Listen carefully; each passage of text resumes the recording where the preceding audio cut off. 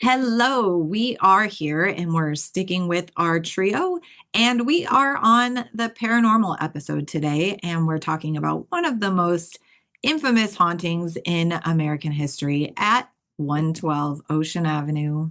Yep, we are back with another Amityville episode. Yes, we are. And this house, it inspired tons of horror movies and started a cultural obsession. They haven't really let people investigate there, so it was really hard for us to find something to cover. We both watched the documentary My Amityville Horror. I watched the real Amityville Horror on YouTube, and Don watched Jack Osborne's The Most Haunted Episode with Cindy Kaiser. See, I usually would mess up her last name, but this time I just chose the Cindy. Cindy Kaiser. And that was on YouTube. And I liked the show. We can talk about it at the end. But, you know, we talked about it in our last episode. This is one of the weirdest cases because of all the hoopla and maybe one of the most calculated hoaxes. I don't know. It depends on who you ask. But today we are going to focus on the investigations. Like Amy said, they don't let people investigate here. So it was almost impossible to find paranormal episodes on this. But we're going to talk about specifically the Hans Holzer one, which, he was the OG ghost researcher, but also this investigation happened, I think, a couple of years after the Lutzes left the house. Oh, definitely. Holzer's work in Amityville, it's intense, it's emotional, and honestly, it's way more compelling than any of the other Hollywood stuff. Right? So let's go back and set the stage. November 13th, 1974, Ronald DeFeo Jr. murdered his parents, his four siblings, and he shot them execution style. They were all in their beds, they were sleeping, they were all found laying face down. So there were no struggles. He just killed them all. And this part I always found odd. There were never any gunshots heard anywhere. No one reported it. The neighbors said they didn't hear anything. It's a little weird. It's very weird, and that's where the weirdness starts. DeFeo later claimed that he was possessed or driven by voices in the house. Yeah, that was a lie. I believe he really felt like he was hearing stuff, and that's not something the court focused on. But it did linger within the public. Then a year later, George and Kathy Lutz moved in with their kids. Yeah, that didn't last long. It lasted a whole 28 days. They left in the middle of the night. They left all of their stuff. And they say all this crazy stuff happened, right? Levitating beds. They said that there was green slime dripping from the walls, cold spots. George woke up every night at 3:15 a.m., which was, I guess, the time that the murders happened. Both of them, George and I think Danny, said that they would see a pig demon, and I guess they named it Jody. Their daughter said that she would see this pig creature, but not in a scary way from what I heard. It was more like, oh, there's a pig here.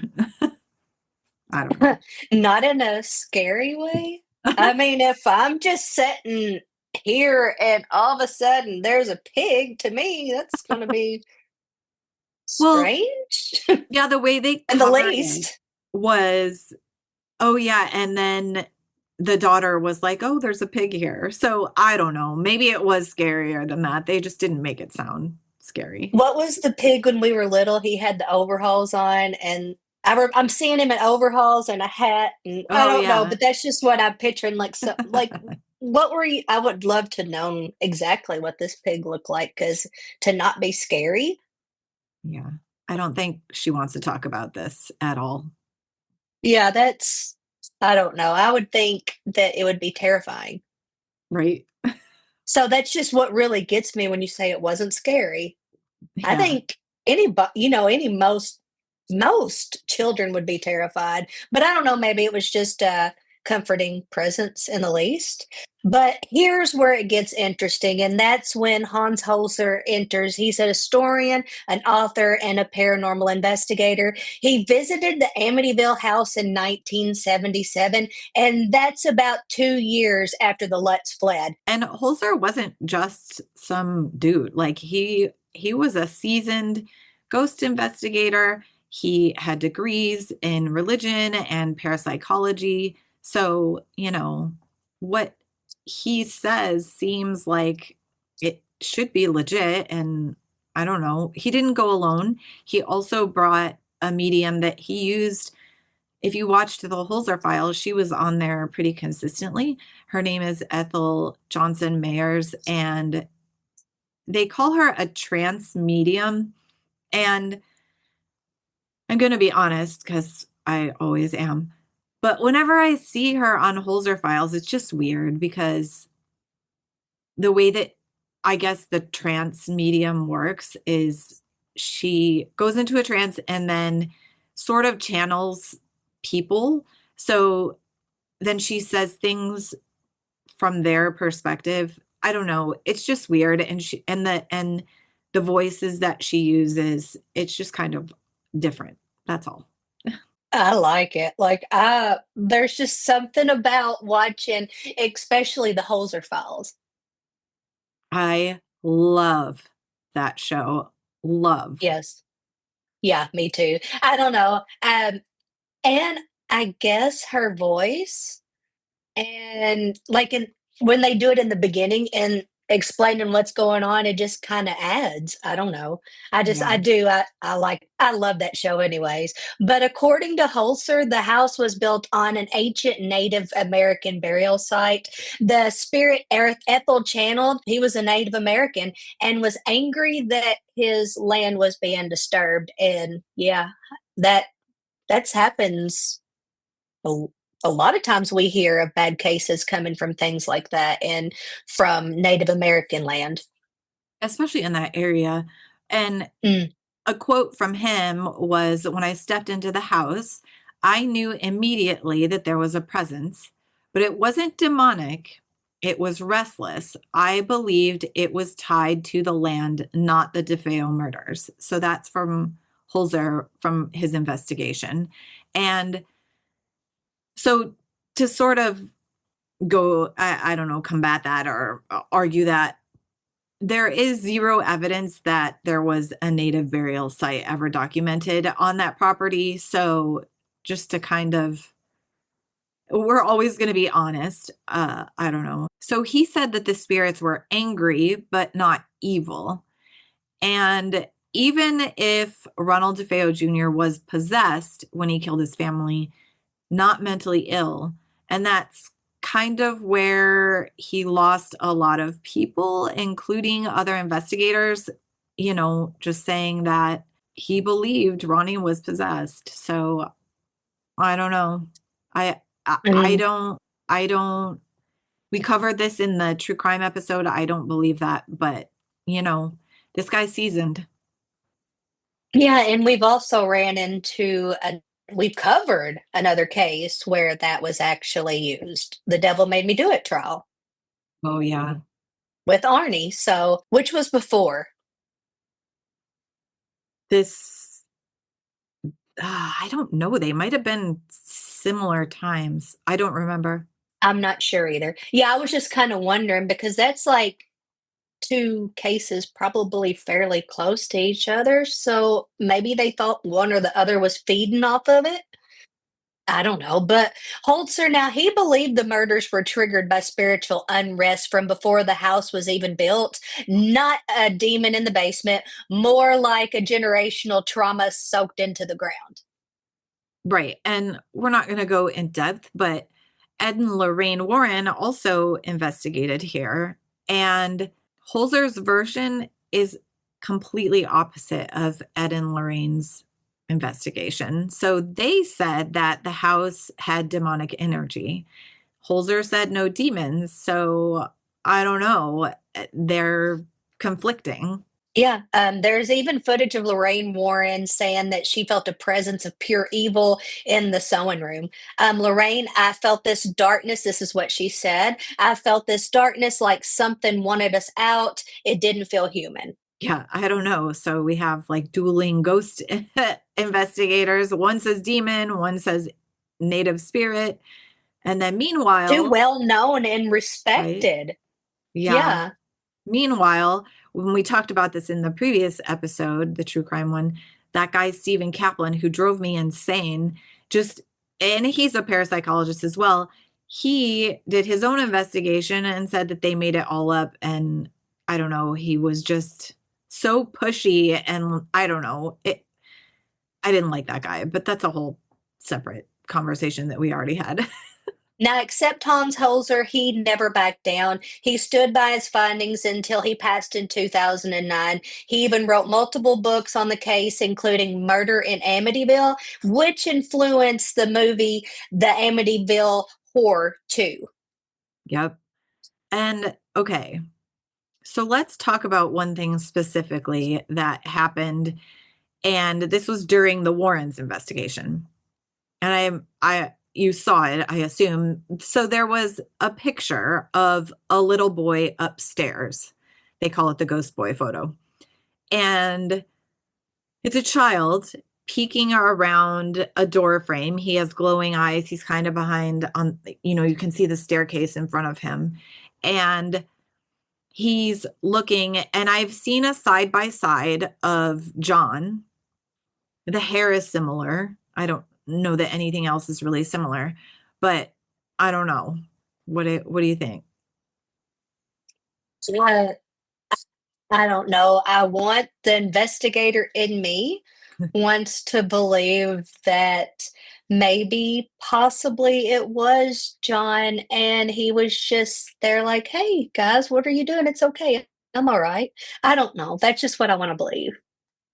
But, some believe it's the ghost of John DeFeo, and others, of course, there's always going to be others. They say it was just a crew member accidentally captured in infrared film. Yeah, and I feel like this was in the 70s, the late 70s, and there wasn't Photoshop or anything like that, so Mm. I don't know. No I one mean, knows. yeah, there wasn't supposed to be children there, right? No, there were no kids there at the I don't time. know, maybe. I don't know. Maybe I don't know. I don't know. I don't whether it's real or not. I don't know. Yeah, same. But I will say this, since the Lutzes left the home, there have been several families that have lived there, and no one else has reported activity. So, I don't know, that's also a little bit of an interesting thing. And Jim and Barbara Cromartie, I think they moved in shortly after this photo was taken by there was a news crew at the time too, I think, but they've lived there for years with nothing. And she said, this is a quote from her, there's no ghosts, no blood, no slime, just a lot of people taking pictures of us. But you gotta expect that nearly. Yeah, of course. And yeah. But in 2012, the story took a new turn. Danny Lutz, the Lutz's eldest son, broke his silence in the documentary My Amityville Horror. He was visibly emotional, angry, and convinced that something was real. Danny Lutz from the documentary, this is what he said.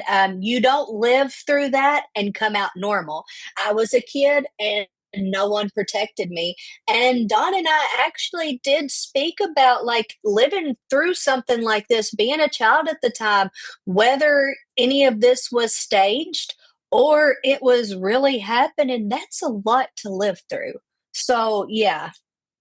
Yeah. So he basically backs up everything, and he says that objects were moving on their own. He said he levitated off of his bed.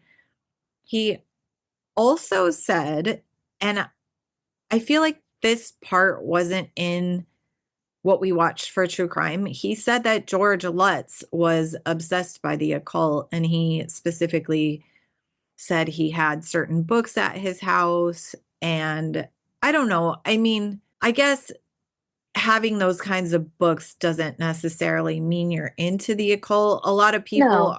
are into religion in general, and that includes this type of stuff. So I don't know, but he thinks that George might have invited something into the house. And is it just me not remembering? Excuse me. But did they never speak about him having the interest in levitation and anything like that? Mm-mm. I don't remember No, them speaking of the father or the stepfather, whatever father, whatever. I never remembered hearing that. Did you? I kind of felt no. that it was new when we watched that documentary. Yeah, I didn't know any of that. I didn't even really realize that he had these types of books around until I watched that. Right. Yeah, I mean, that's really that kind of put another view that we hadn't seen before because couldn't remember personally hearing about that. And of course, we're going to talk about Danny's body language. He's haunted not by ghosts, maybe by trauma, but he believes something happened in that home, whether it was paranormal or psychological. He knows that he lived it. Yeah, and he did also say, and this was sort of newer information as well, that George was abusive. He said Hmm. that he was controlling, and I mean, let's be honest, that is traumatic, especially at that age, and who knows what that does to a kid's brain. On the flip side of that, what did he really have to gain by coming out and talking about this? I feel like if anything, and George has passed away now, so I feel like if anything, because of his obvious hatred towards him, as seen in the documentary, I'm not just saying that on my own, but I think that if anything, he would have said, no, he's a liar, right? I don't know. Yeah, I just don't.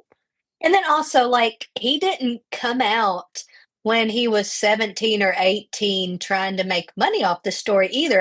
I'm looking at that as well. How many years has it been? I mean, it's been years upon years.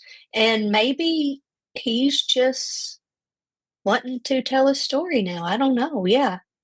Yeah, I don't know. He was definitely interesting. You can tell that he does have a lot of trauma. He has a lot of probably mental health things going on from what I observed watching the documentary. And I feel like also since he didn't change his name, this probably comes up all the time. Like there's just no getting away from it because that's his last name. And so I'm sure people, if he's still living in the area and that's his last name, I'm sure people ask him about it all the time. Guaranteed. But I'm gonna go back to the documentary.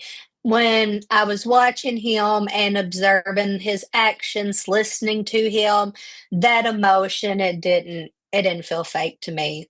So if it is, then good job. But it just didn't feel fake. Yeah, you're a really good actor if not. Yeah. Yeah, I mean, I it really seemed like it really messed with him. It did, like I said, not this seemed genuine. it does seem genuine.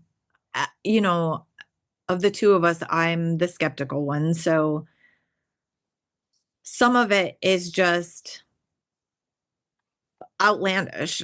Just to be honest, saying that your bed came up so far to the ceiling that it poked holes in the ceiling and saying green slime is coming out of the wall. Listen, I wasn't there. I don't know. Maybe it happened.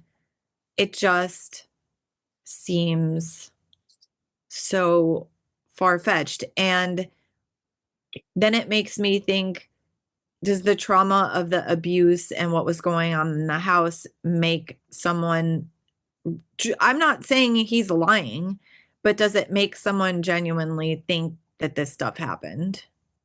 Not that he's lying. Possibility. I don't Yeah. think he is. No, we're just looking at other ways that you could look at it, like we always do. Yeah, I mean, he just seemed really disturbed. really Yeah. disturbed. And I felt for him. Right.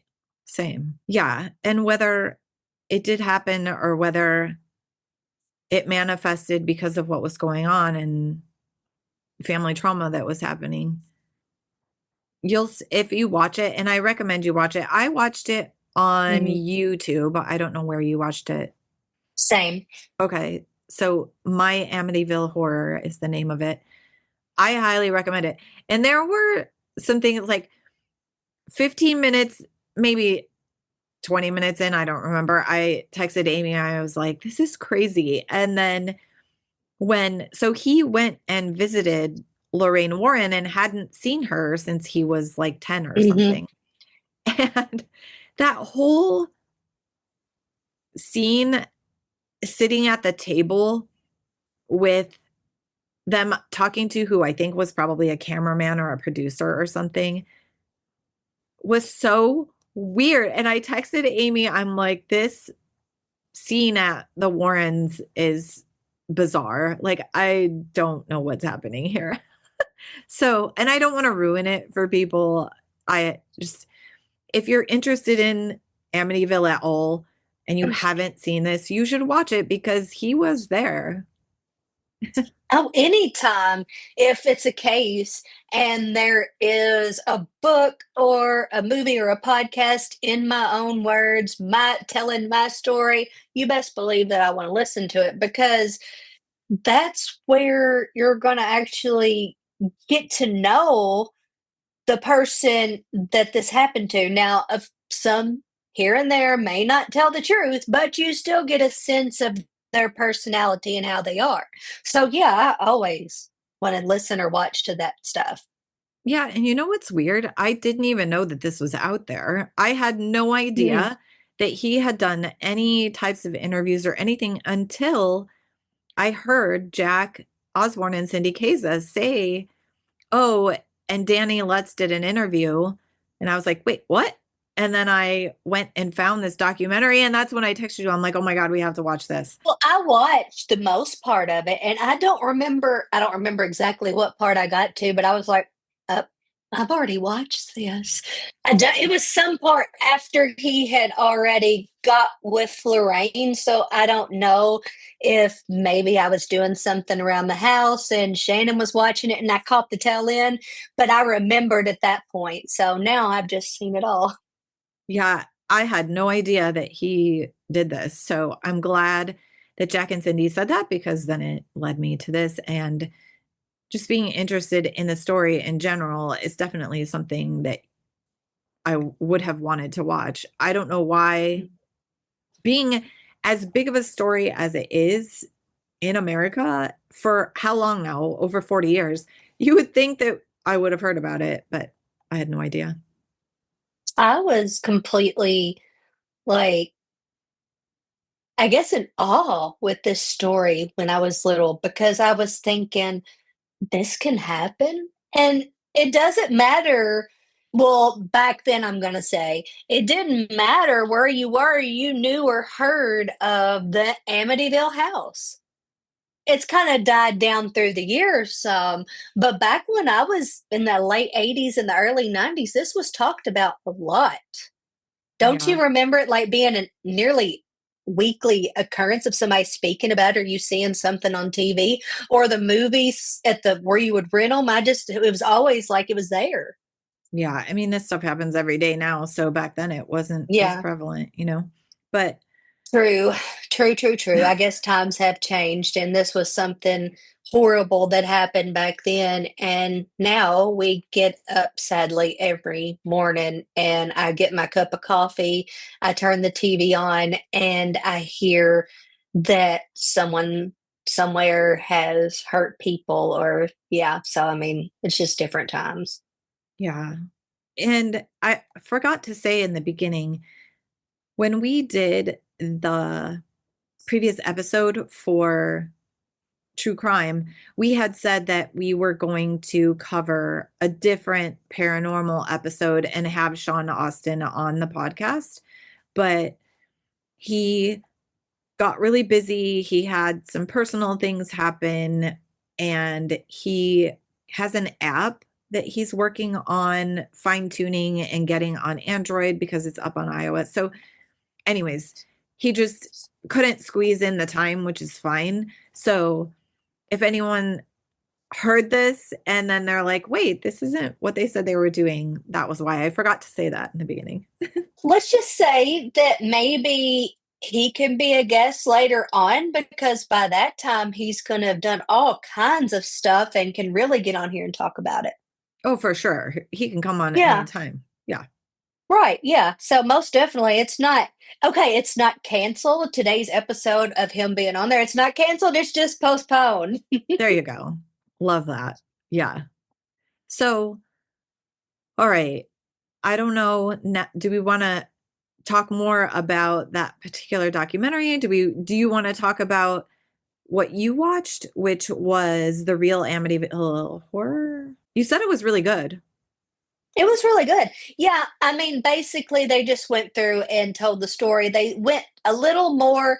Me and Don both talked about how it was so hard to find something paranormal driven, and it really is. But with this one, they kind of went a little bit more into speaking about some of the things that happened paranormally.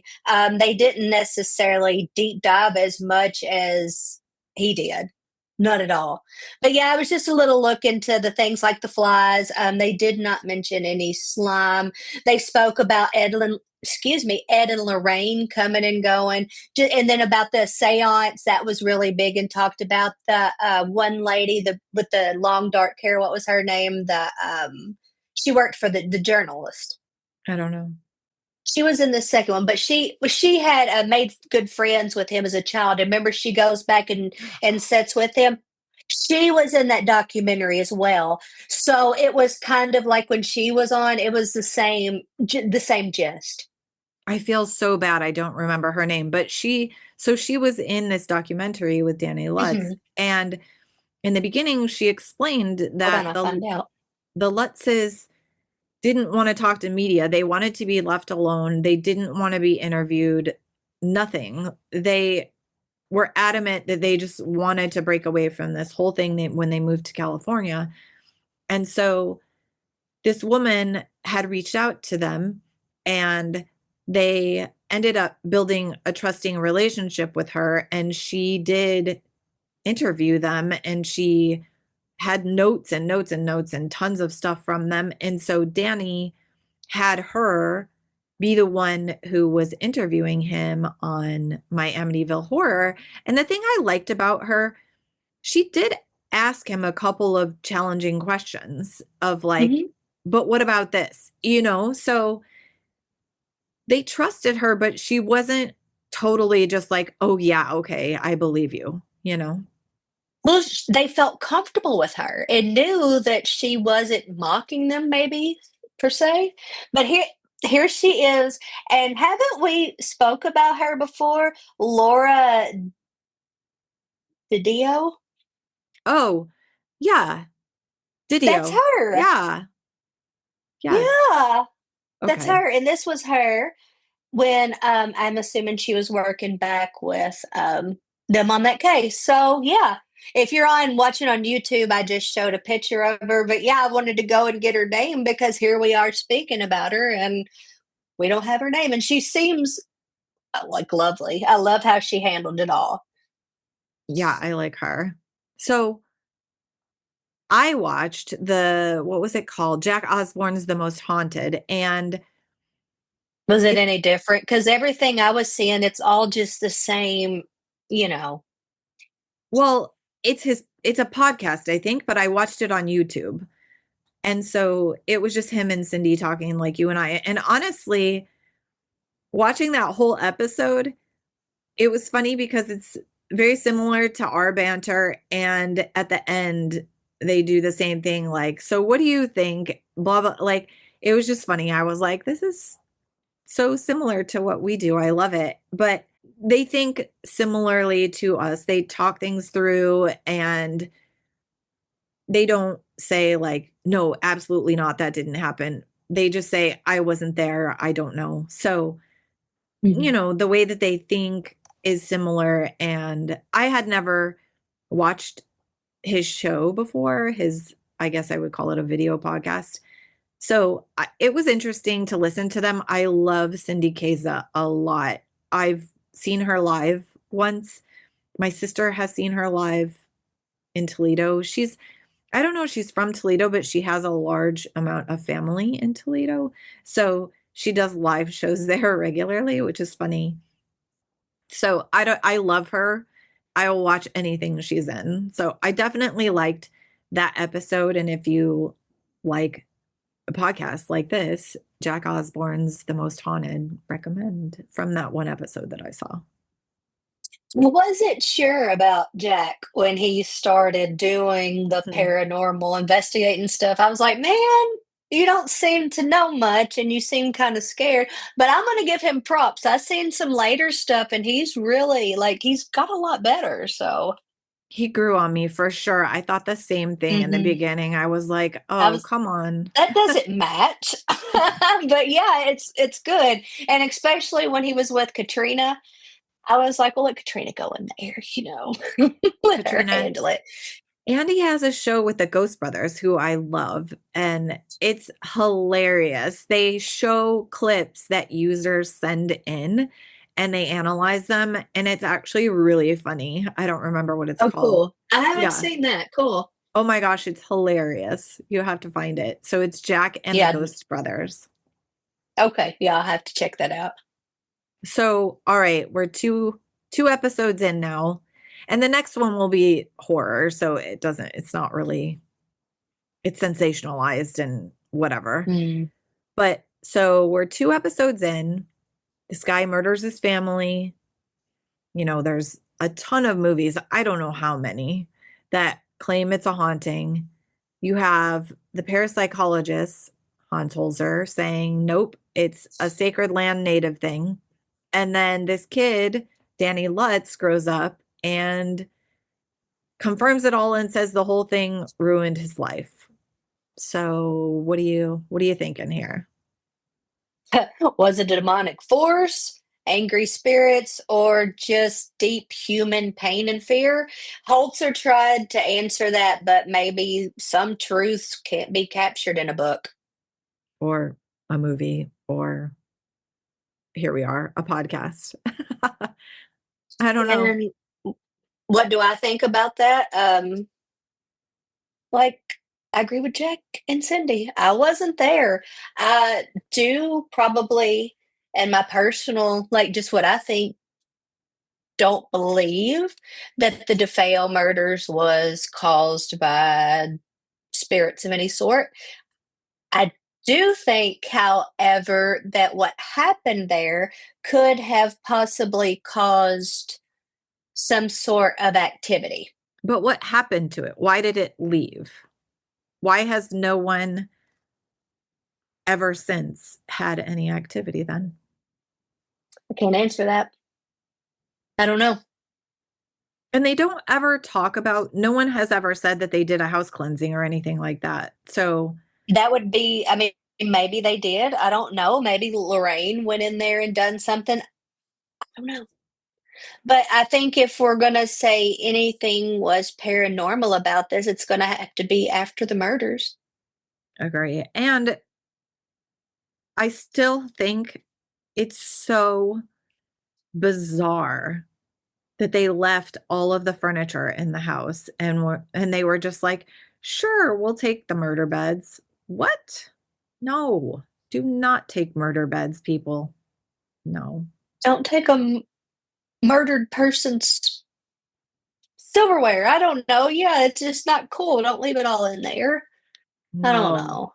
So you and I are on the same page. I think the DeFeo murders were drugs and mental health issues, but then that you have six people die, including four kids. That could stir up some activity. And then you have George Lutz, who maybe was into some type of occult stuff. So Mm. just going out on a limb here, and these are just theories, everybody. So what if his being abusive and controlling was something attached to him? Who knows? This is just a theory. That could have come into a situation where there was already negative things going on because of the 6 murders, and then he comes in with an attachment, and it all just stirs the whole thing up even more, and then you start having crazy activity. I don't know. Possible. And do you not think it's kind of weird how Lutz resembles DeFeo? Yeah.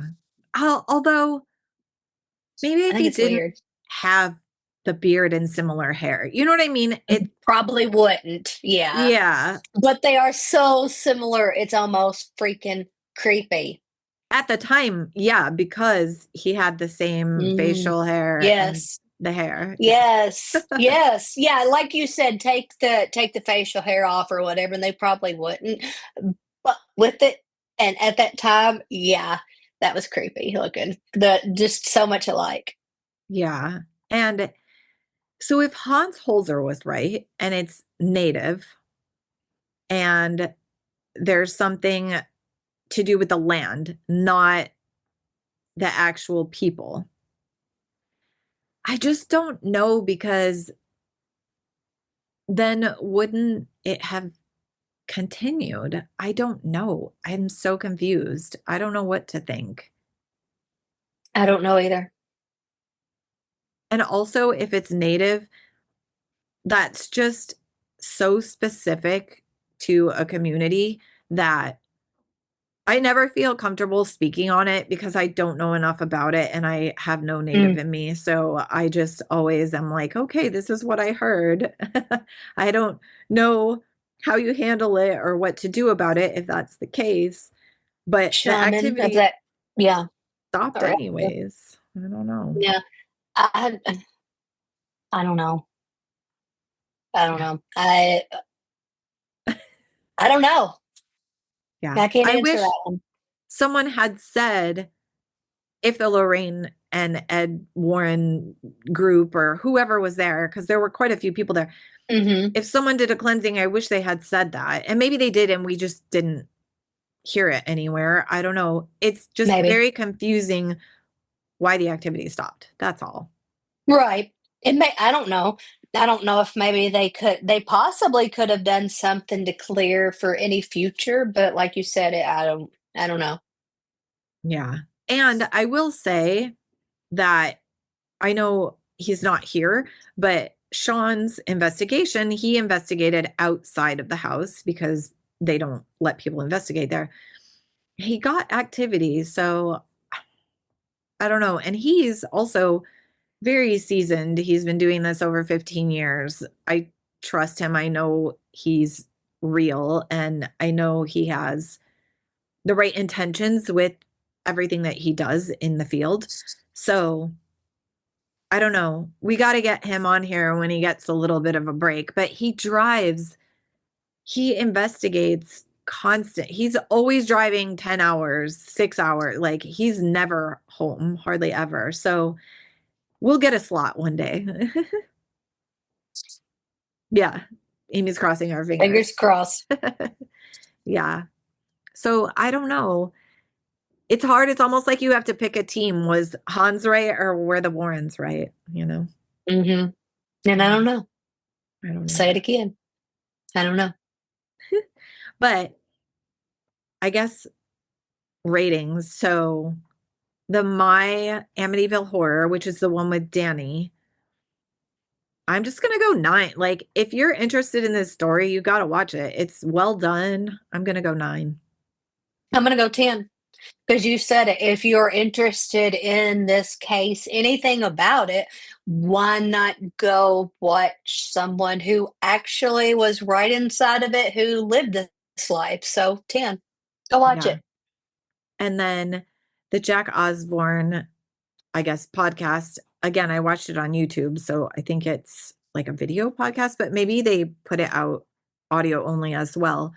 And I lost the name in my papers, but that's okay. So Jack Osborne's, I think it was called The Most Haunted. I love Cindy. Like I said, Jack has grown on me. And the funny thing is with Jack, so they had that show, The Osbournes, back in the day. And at that time, Jack and Kelly were teenagers. And I was at the Rainbow on Sunset all the time. It's a restaurant bar. It's quite famous out here in Los Angeles. Guns N' Roses filmed a video there. It's known as like a rocker hangout, basically. And Jack used to hang out with us, and he was a teenage, like a not 19, like a teenager, like 15, 16. And it Oh, always cool. made me uncomfortable, but he's Ozzy's kid. Like, you're not going to say this makes me Mm. uncomfortable. So it just was what it was. But Well, he obviously turned out to be all right. oh, yeah, for sure. Yeah. So from the one episode I listened to, I'm just going to say 9 out of 10 for that too. I'm sure he has some great guests, and I bet you they talk about great topics. I don't know. I'm only rating that one episode. Yeah. My real Amityville horror on YouTube, that was good. I'm gonna give it a 9 because a lot of times those little documentaries are hard to watch and hard to follow. So most definitely go watch Yeah. them.